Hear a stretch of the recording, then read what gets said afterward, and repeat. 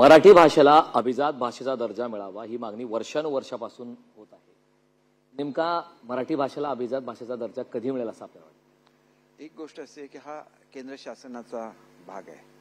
हा दर्जा मिळावा म्हणून आपण ज्ञानेश्वर मुळेजी आपले ज्येष्ठ सनदी अधिकारी आहेत आणि उत्कृष्ट साहित्यिक आहे, त्यांच्या अध्यक्षतेखाली एक कमिटी नेमलेली आहे आणि ते सातत्याने याचा पाठपुरावा करतायत। तो लवकरात लवकर दर्जा मिळावा हा माझा सुद्धा आणि आमच्या सगळ्यांचीच ती एक मनापासूनची भावना आहे आणि त्याच्यासाठी स्वतः मुख्यमंत्री महोदय प्रयत्न करतायत, उपमुख्यमंत्री महोदय प्रयत्न करतायत।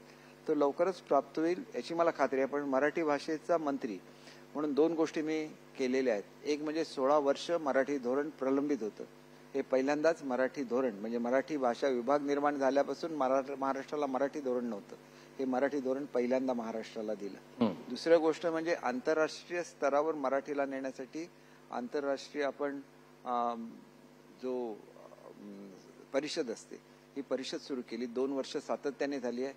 सगळे आंतरराष्ट्रीय जे मराठी लोक राहतात एकामेकाशी जोडले गेले। इथं मराठी शाळा बंद पडतात, परंतु अमेरिकेसारख्या ठिकाणी, जपानसारख्या ठिकाणी मराठी शाळा चालवल्या जातात। त्यांना मदत करण्याची भूमिका पहिल्यांदाच या सरकारने घेतली। आज त्यांच्या परीक्षा सुद्धा माझ्या खात्यामार्फत घेतल्या जातात। मराठी भवन ही सगळ्यात मुंबईतली आयकॉनिक वास्तू ही आम्ही बांधण्याचा निर्णय घेतला। लवकरच त्याच्या बांधकामाला सुरुवात होईल आणि मरीन ड्राईव्हवरची सर्वात सुंदर बिल्डिंग ही मराठी भाषा भवन असेल, एवढी मी आपल्याला खात्रीलायक सांगतो।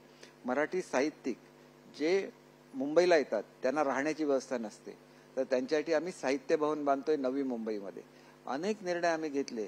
साहित्य आपलं संमेलन असतं, याला पूर्वी 50 लाख रुपये अनुदान दिलं जायचं, ते थेट 2 कोटी रुपये केलं। आपला जो बृहन महाराष्ट्र आहे म्हणजे महाराष्ट्राच्या बाहेर राहणारी मराठी लोक आहेत त्यांना त्यांच्या संमेलनासाठी पैसे देण्याची व्यवस्था केली। म्हणजे जेवढं जेवढं काय मराठीसाठी करता येईल आम्ही करतोय आणि याच्यातून निश्चितपणे एक आधार हा महाराष्ट्राच्या बाहेर राहणाऱ्या मराठी माणसांना निर्माण होईल याची मला खात्री आहे। लोकशाही मराठी ऐका, पहा, जागरूक रहा।